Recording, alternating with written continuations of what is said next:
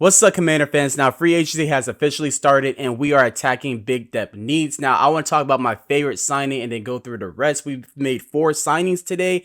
I'll talk about the first one. I think it was the biggest need. It was middle linebacker Frankie Luvu. Now, this guy is a dog. We really needed linebacker. We've been talking about this for years under Ron. They signed really cheap guys like David Mayo and Cody Barton. Now, we signed Luvu. Hold on, let me share your screen right quick. We signed Luvu for like a 3-year...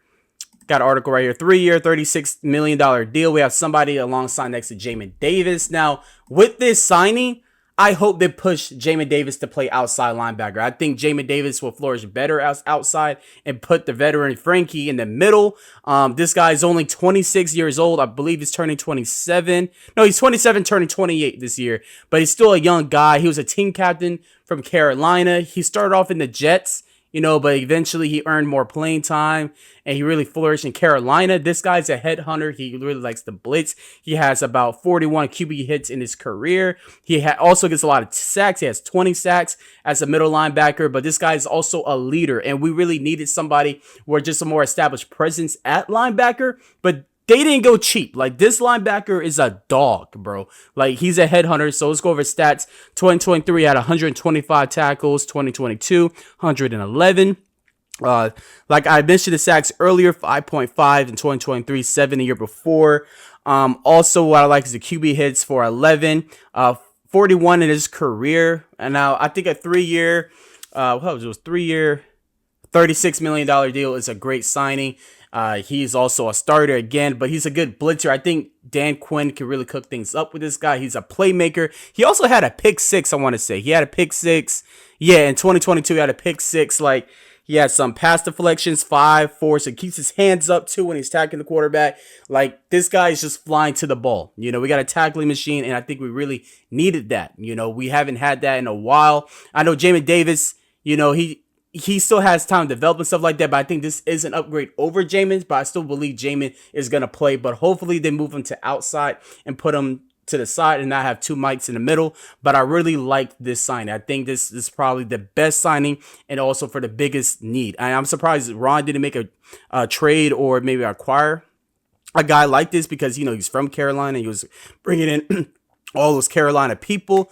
But that's neither here or there. Like, these guys are really starting off with the right foot. Dan Quinn not playing, but I give this as an A. Like, this really was a good pickup. We got a starter off rip. So that's my 2 cents. So Washington also picked up 2 former Cowboys. They picked up Dorance Armstrong, defensive end, and Tyler Biadasz, a center. Now, let's talk about Dorance Armstrong. He's about 26 years old. He's had about 16 sacks the last 2 seasons, 23 in his career. Now, his first 3 seasons, he didn't do too crazy, but he wasn't starting as well. But I think his last 3 seasons, he kind of woke up a little bit. I think Dan Quinn unlocked his potential, if you ask me, because the stats really speaks for himself in the improvement that we saw.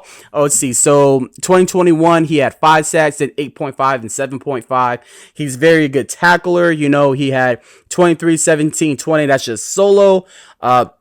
In his career, I would say this is a solid pick. 101 solo tackles, 23 sacks in all. I really like this pickup. Right now, this is an upgrade from Chase Young. I do not put him on the same level as Montez Sweat. I think I'd rather have Montez than this guy, but that's not to belittle him. The age and price is good. 3 years for $45 million. Now, he's only 26 years old. He's born in 97, so he's going to turn 27 this June. And I think he's a solid pick. I think the cons or the complaints they had is that he's never really started. He only started 14 games in his career because he was playing alongside Micah Parsons. Now he's going to be a full-time guy implemented in the Washington defense. I think Dan's really going to use this dude. And honestly, I think he is probably our best defensive end on our roster right now. Now, the other Cowboy player we picked up that I'm really excited about is Tyler Biadasz. Biadasz is a stud. He's one of the best centers in his group in the NFL. I'm not saying that because he's on the Commanders. Like, honestly, even the Cowboy fans will tell you that, like, this guy, Tyler, is actually a solid tight end and maybe top 3 in his position group. I got his stats right here. It's not really too much because his alignment, but one thing I do want to point out is his games. This guy's very healthy. He's played majority of the season. 16, 17 12, and that was his rookie year. He's young. He's also 26 years old, turning 27 November. But I'm really excited about this. Us Washington fans, we've been talking about how the Commanders need to fix the line, pick up linemen. Well, they got one of the best centers, and he might be the best center in the division right now. He's on our team. So I really like that we picked up this center. They really answered to some needs. We still need to get some tackles, but I'm very happy with this pickup. Tyler is a stud. He's a dog. Very professional, and we'll see what it comes up to. But his biggest pro, in my opinion, is availability, which I really like about this guy. So that's it. What I got for these two former Cowboys. But I'm very excited about Tyler Biadasz. Great signing, and I think he's probably top 2 signing we've had today out of these 4 signings. What's up, Commander fans? Now, we made a big move. We signed Austin Ekeler to a 2-year, $11 million deal. Now, I did not see this coming. We did try to sign him last season. They took another shot at him. Now, Austin Ekeler, I got his stats right here. He's 5'10", 200 pounds. He's 28, turning 29. I know some fans are upset trying to say that he's washed. In my eyes, he's not. He might have had a bad season last year, but this guy has a lot in the tank and a lot to prove.